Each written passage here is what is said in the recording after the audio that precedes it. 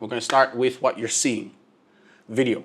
And I'm going to need help from you, Dwight. You need to start us off with, what should we start with first if we're going to tackle video? If I were to be handed as a beginner a camera, or even if I wanted to You already capture. have a camera. Good point. Good point. So that's the first point. Is Yeah.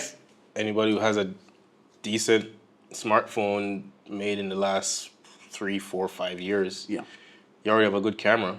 Especially if you have one of the more high-end iPhones or high-end Android phones. You already have a pretty good camera. And so I would say master that first. Yeah. Here's an interesting hack with your phone.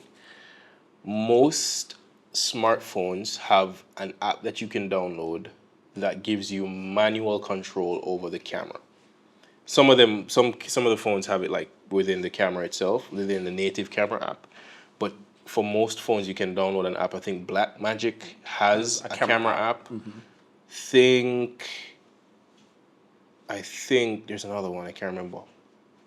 But let's say you download the Blackmagic camera app. It then gives you manual control of aperture, shutter speed, and ISO. All right. Those are the triangle of exposure, right? So if I say aperture, Yes. what does that mean to you? To me, or what I learned from just read enough, is the opening of the little fan blades in a lens and the distance of that opening. That is what the light passes through to hit the sensor. Did that pass? You see that? Professor? That's just a very good, simple way to look at it. Yeah, it's the opening of the aperture opens and allows light to hit the sensor, right? And so the wider that opening is, the more light comes in, right? Now that will do two things. It will let more light in if you open it up, but it also will separate what's in focus a lot more from what's out of focus, which is what we call depth of field. Some people call it bokeh, or bokeh, depending on where in the world you are. But it's basically a blurrier background or a blurrier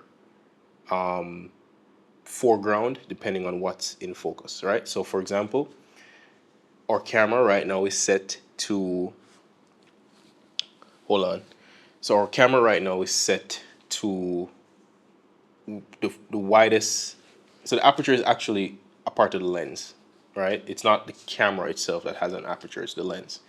So our camera right now, our lens is set at f2.8, which is the lowest this particular lens will go. The lower the number, the more light it lets in, the blurrier the background. So if you had like a f1.2 lens, the background right now would be creamy. But let me show you what happens if I increase that ISO, and right now I'm using the monitor and control app on my phone that gives me wireless control of the camera. So I'm going to go to f5.6.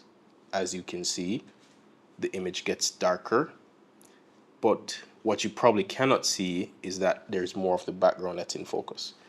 So I'm going to do two things. I'm going to put this to f8, which obviously is too dark. And then I'm going to increase the ISO, if I can find it on the app.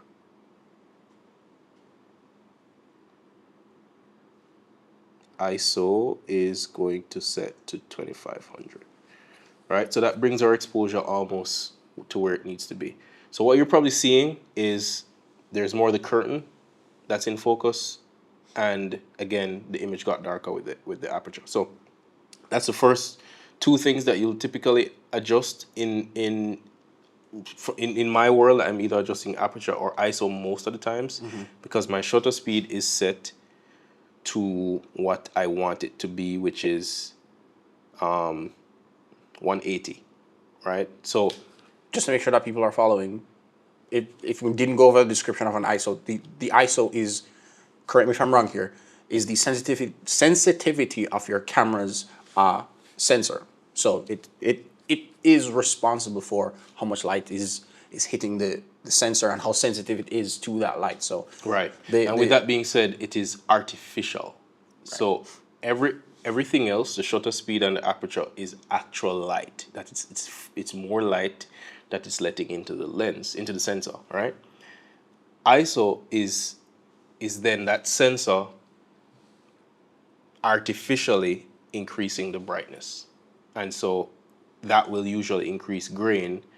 For this particular camera that we're using, Sony FX30, there's two what you call native ISO, which means the camera has been optimized for these two values to have the most amount of clean image with low noise, right? So for me, it's 800 or 2500. Right now, it's 800 f2.8 with our ISO, sorry, not our ISO, with our shutter speed at 180 degrees, which means double the frame rate that we're shooting. So we're shooting 24 frames, 23.98, and then the shutter speed is going to be 48, 1/48, right? So that's the 180-degree rule, which means your shutter speed is double your frame rate. Why that's important is it gives you natural motion blur. If you're looking at the motion blur, it looks natural. It looks like what your eyes would see In real life, yeah. in real life. If I change that, now I'm going to do some stuff that's going to kind of throw exposure off, but I'm going to increase or ISO, which to the high base. Yeah. And then I'm going to drop the shutter speed to about 90. Right? Now that lets in less light, but the motion blur is sharper, so you're seeing less blur. Yeah. Right? If you're And this probably doesn't look very natural to your eyes. yeah, I don't know how well this will come across on YouTube land, but this is not very natural.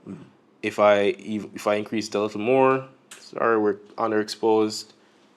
You see, there's almost no motion blur between my hands. So it's not natural. It's not the most natural thing. So these are just the basic rules. Yeah.